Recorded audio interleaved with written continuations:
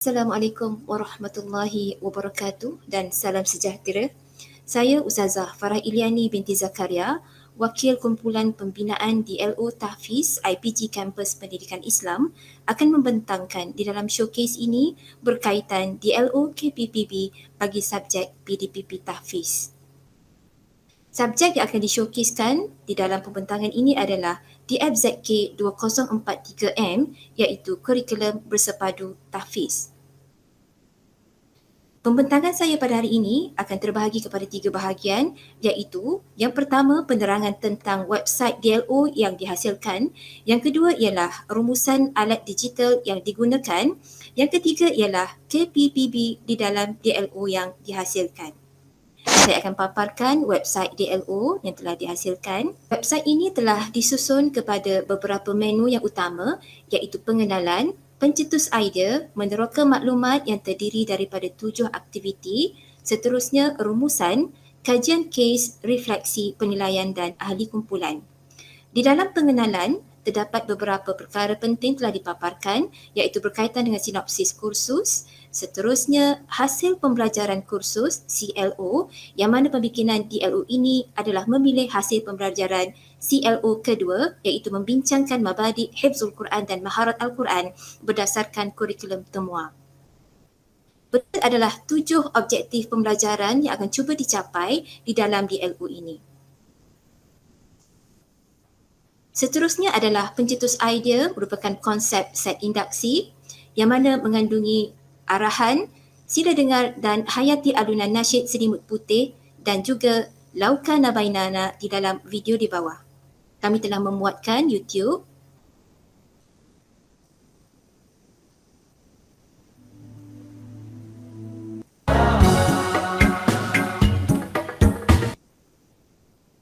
Ia bertujuan untuk memberi rangsangan kepada para pelajar. Begitu juga dengan satu lagi nasyid Arab Laukana Bainana, merupakan satu nasyid yang popular sebagai pencetus idea. Seterusnya, bagi meneroka maklumat, terbahagi kepada 7 aktiviti yang mana menepati 7 objektif yang telah ditetapkan. Bagi aktiviti yang pertama, berkaitan dengan definisi dalil dan falsafah, kami telah bagikan kepada beberapa arahan bagi memberikan kepada para pelajar langkah-langkah yang lebih tersusun di dalam melaksanakan pembelajaran kendiri. Arahan pertama ialah pelajar diminta untuk membaca dan juga mendengar audio daripada Google Slide yang telah disediakan. Telah disediakan dengan audio sendiri. Definisi tarannum dari segi bahasa bermaksud lagu dalam bahasa. Okay. Kemudian bagi arahan kedua, pelajar pula diminta untuk menyaksikan diskusi Al-Quran pada pautan Facebook. Seterusnya, bagi arahan ketiga, berdasarkan diskusi Al-Quran pada arahan kedua, pelajar diminta untuk memberi pendapat tentang falsafah membaca Al-Quran itu dan dimasukkan ke dalam Padlet yang telah disediakan. Okay, ini adalah khusus untuk aktiviti pertama. Seterusnya, bagi aktiviti kedua, sejarah tarannum, ras dan nahwan, pelajar diberikan nota berkaitan sejarah, sifat dan peranan tarannum, ras dan nahwan. Pelajar diminta untuk membacanya. Kemudian berdasarkan nota tersebut, pelajar telah diminta untuk membina peta writing mengikut kreativitinya. Juga disimpan di dalam Padlet yang telah disediakan. Seterusnya, bagi aktiviti yang ketiga, makna dan tabakat suara, kami telah menyediakan petikan tesis dan mereka diminta untuk membacanya terlebih dahulu bagi arahan pertama. Kemudian bagi arahan kedua, bagi memperincikan lagi kefahaman mereka tentang tabakat suara, kami telah menyediakan beberapa video daripada YouTube untuk memudahkan mereka mendengar aplikasi tabakat suara tersebut. Okay. Dan seterusnya arahan yang terakhir, setelah membaca petikan tesis dan juga mendengar video-video tersebut, maka pelajar diminta untuk membina peta writing berkaitan dengan peranan dan suara lalu dimasukkan dalam Padlet yang telah disediakan. Kemudian kita beralih kepada aktiviti yang keempat. Okay, kami sediakan tarannum ras yang dialunkan oleh Qariah Antarabangsa iaitu Datuk Haji Farida Mat Zaman. Okay. Dan kami sediakan juga sedikit info berkaitan dengan Datuk Haji Farida Mat Zaman. bagi meraihkan teori konstruktivisme kepada para pelajar di dalam pembelajaran kendiri. Seterusnya, bagi arahan kedua, mereka akan mengenal pasti sifat dan peranan Tarannum ROS, kemudian menghantarkan jawapan ke dalam Padlet yang disediakan. Seterusnya, bagi aktiviti seterusnya, aktiviti 5, aktiviti lebih kurang sama, cuma bertukar dari aspek Tarannum kepada Tarannum Nahwan. Kami tampilkan qari antarabangsa, iaitu qari daripada Iran, Hamid Alizadeh. Mereka melakukan aktiviti yang sama, kemudiannya berdasarkan video tersebut mereka menghantar jawapan berkaitan kenal pasti sifat dan peranan Tarannum Nahwan ke dalam Padlet yang disediakan. Seterusnya, aktiviti yang keenam adalah aplikasi Tarannum ROS secara murattal, merujuk kepada aplikasi. Maka di sini kami memberi arahan supaya pelajar mendengar Tarannum ROS kepada 3 orang qari yang terkenal dunia sebagai pilihan kepada mereka. Okey, 3 qari yang muktabar. Kemudian kami meminta mereka memilih mana-mana qari tersebut dan meniru alunan ROS mana-mana qari di atas yang sesuai dengan suara pelajar. Mereka diminta untuk berlatih berkali-kali sehingga mahir, dan kami telah menyediakan aplikasi online voice recorder bagi membantu mereka membuat latihan sehingga mahir. Di sini mereka akan membuat latihan kendiri. Mereka akan merekod sehingga mereka puas hati. Seterusnya, rakaman terbaik hendaklah dihantar ke Padlet. Kemudian, bagi mendapatkan maklum balas secara terperinci, mereka akan menghantar audio bacaan murattal mereka ke Telegram dan juga Google Classroom yang telah disediakan, dan kami telah memberi link kepada setiap Telegram dan juga Google Classroom ini.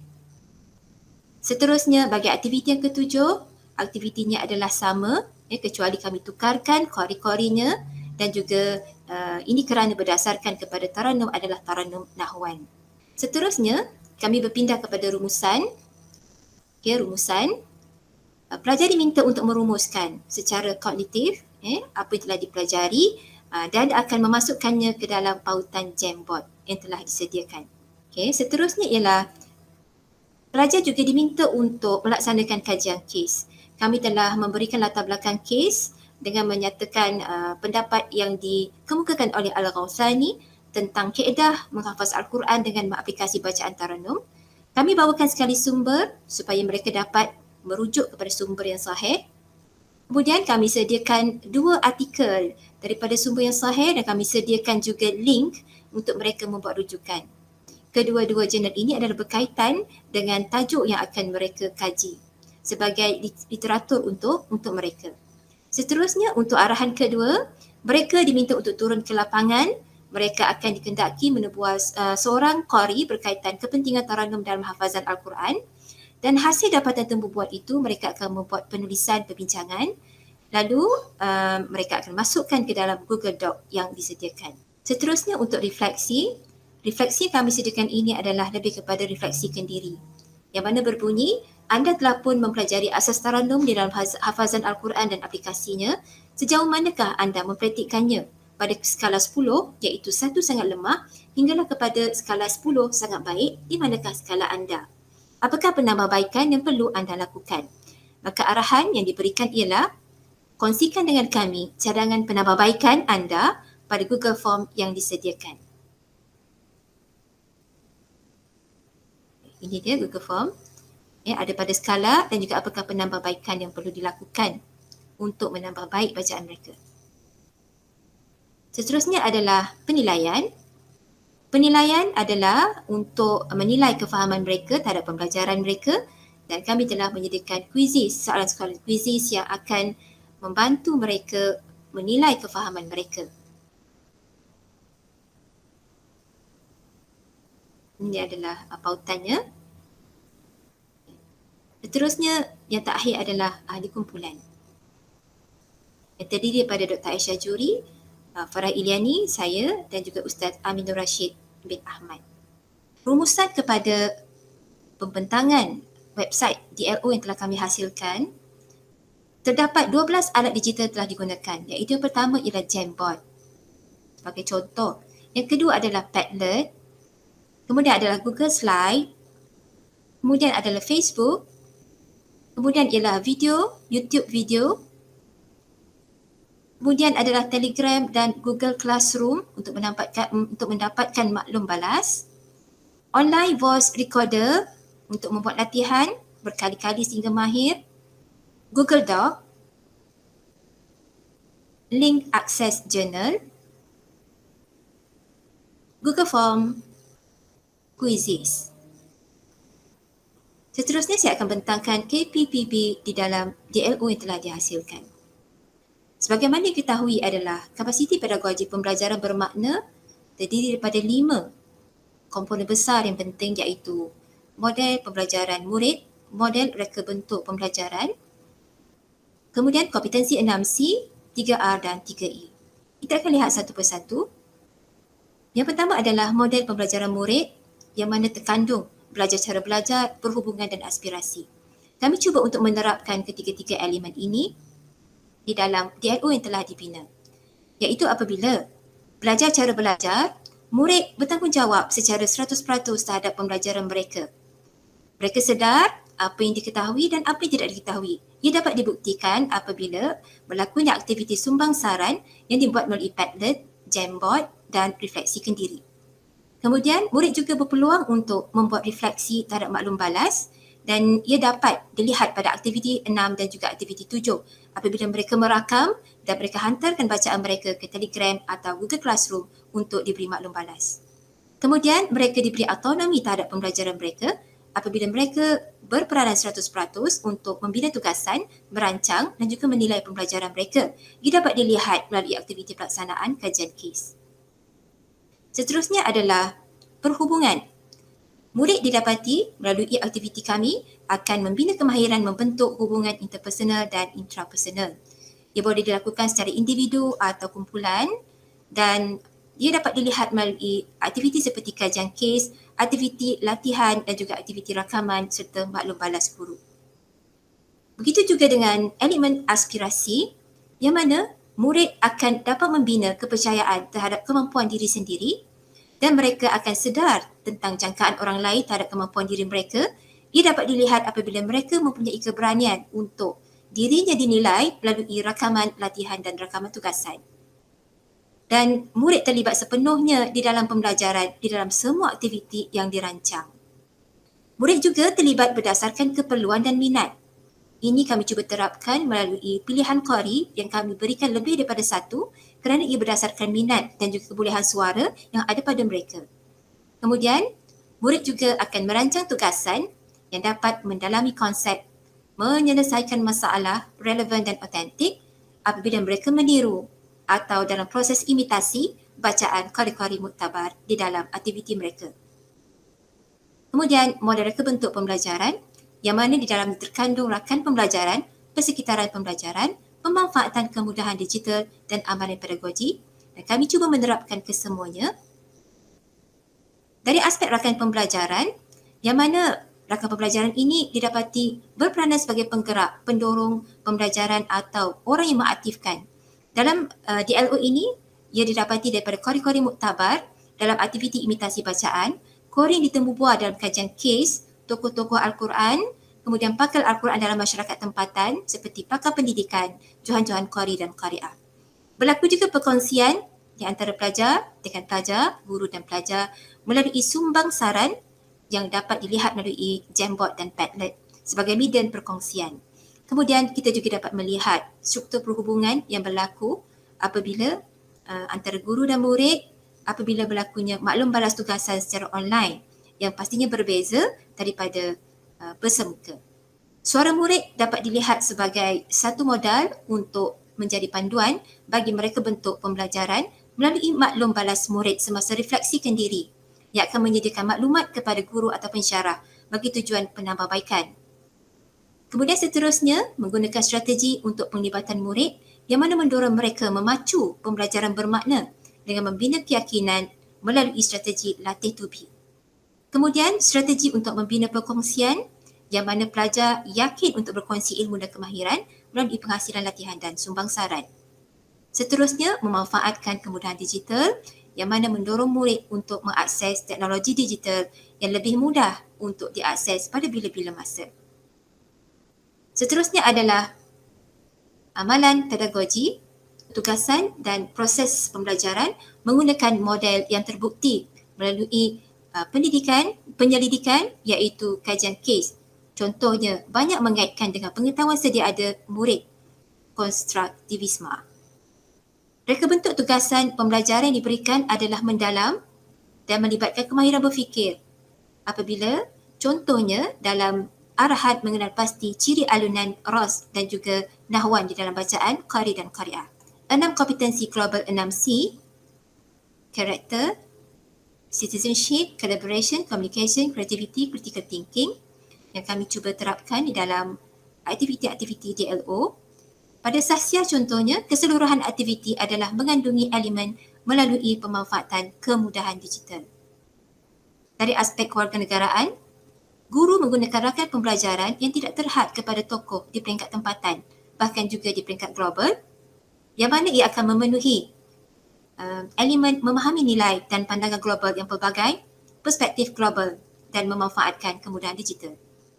Kemudian, berlaku juga semasa perkongsian sumbangsaran di Jamboard dan Padlet serta pelaksanaan kajian kes yang mana memenuhi elemen-elemen kolaboratif iaitu saling melengkapi dalam satu pasukan, kemahiran interpersonal dan berkumpulan, kemahiran sosial dan sebagainya. Penggunaan Padlet dan Jamboard, maklum balas terhadap hasil aktiviti, penggunaan online voice recorder semasa aktiviti rakaman dan juga refleksikan diri adalah antara aktiviti-aktiviti. Begitu juga dengan pentaksiran kognitif dan psikomotor adalah aktiviti-aktiviti yang akan memenuhi elemen-elemen komunikasi iaitu membina perkongsian dengan pelajar bila-bila masa di mana-mana, maklum balas yang tepat pada masa sebagai perancang atau scaffold, pembelajaran yang bermakna apabila dapat mencipta pengetahuan baru, lebih-lebih lagi apabila mereka dapat merakam suara mereka sendiri, melibatkan pelajar dalam refleksi serta melibatkan berbagai strategi pentaksiran dan maklum balas. Kemudian, untuk kreatif, aktiviti yang membentuk kemahiran baru hasil daripada peniruan bacaan qari muktabar dan juga pembinaan peta writing dan pengaturan pelaksanaan kajian kes yang sistematik dapat memenuhi beberapa elemen kreativiti iaitu mengambil kira dan melaksanakan idea dan penyampaian baru, kepimpinan untuk melaksanakan tindakan pemanfaatan digital. Pasti ciri-ciri dan juga aktiviti pembinaan peta writing dapat memenuhi pemikiran kritis seperti menilai maklumat dan hujah, pembinaan ilmu secara kolaboratif dan bermakna. Seterusnya 3R, rigor, relevance dan relationship, yang mana alat digital yang telah disediakan dapat merangsang pembelajaran yang kritis dan kreatif, relevan dengan kehidupan seharian dan juga berupaya menjadikan learning partner. Kemudian untuk 3E, DLO yang disediakan didapati memiliki ciri-ciri engagement, enhancement dan extension apabila pelajar dapat fokus pada aktiviti dengan susunan arahan yang tersusun, kemudian dapat memotivasikan pelajar dengan lagu-lagu yang biasa mereka dengar, kemudian dapat merubah tingkah laku pelajar yang berubah daripada pasif kepada aktif, terutamanya apabila berlaku pembelajaran terarahkan diri. Kemudian memiliki ciri enhancement apabila wujud elemen sophisticated, scaffolds dan konsep Kant with traditional. Contohnya, membantu membina lebih banyak pemahaman terhadap konten dengan penggunaan Google Slide, Google Doc, nota, link decision journal yang disediakan, menghasilkan perancah ataupun scaffold sebagai memudahkan pemahaman konsep. Seterusnya, menghasilkan sesuatu untuk pelajar untuk menunjukkan pemahaman mereka terhadap matlamat pembelajaran di mana tidak boleh dibuat dengan menggunakan kaedah tradisional seperti penggunaan pakar rujuk di peringkat antarabangsa sebagai rakan pembelajaran.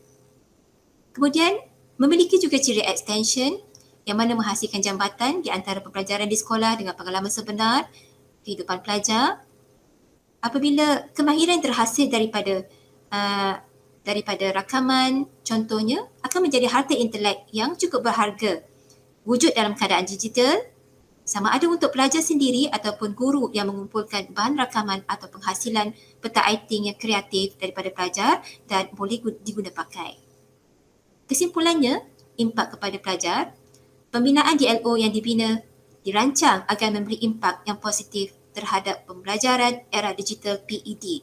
Ia dapat direalisasikan apabila wujudnya ciri guru digital, bilik darjah digital serta alatan dan resource digital.